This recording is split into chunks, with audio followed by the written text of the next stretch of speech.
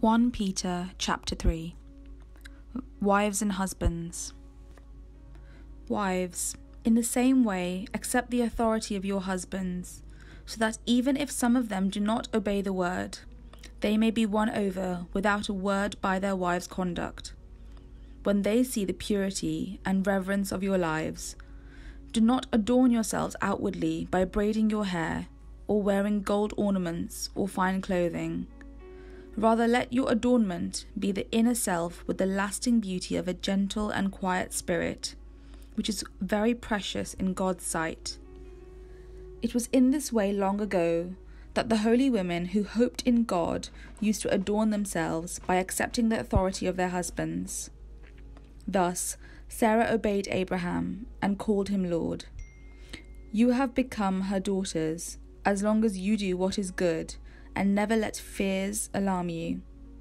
Husbands, in the same way, show consideration for your wives in your life together, paying honour to the woman as the weaker sex, since they too are also heirs to the gracious gift of life, so that nothing may hinder your prayers. Suffering for doing right. Finally, all of you have unity of spirit, sympathy, love for one another, a tender heart, and a humble mind. Do not repay evil for evil, or abuse for abuse, but on the contrary, repay with a blessing. It is for this that you were called, that you might inherit a blessing.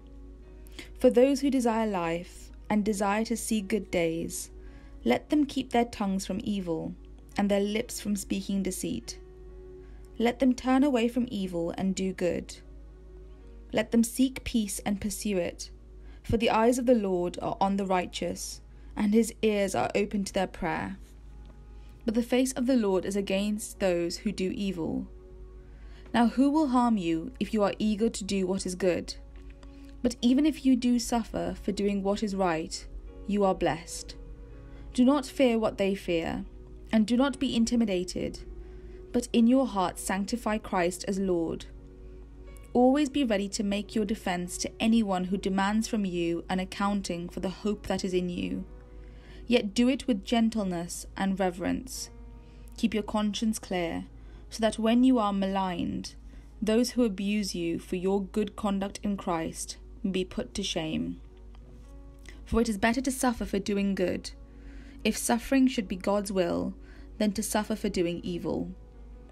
For Christ also suffered for sins once for all, the righteousness of the unrighteous, in order to bring you to God. He was put to death in the flesh, but made alive in the spirit, in which he also went and made a proclamation to the spirits in prison, who in former times did not obey, when God waited patiently in the days of Noah, during the building of the ark, in which a few, that is 8 persons, were saved through water. And baptism, which this prefigured, now saves you, not as a removal of dirt from the body, but as an appeal to God for a good conscience, through the resurrection of Jesus Christ, who has gone into heaven and is the right hand of God, with angels, authorities, and powers made subject to him.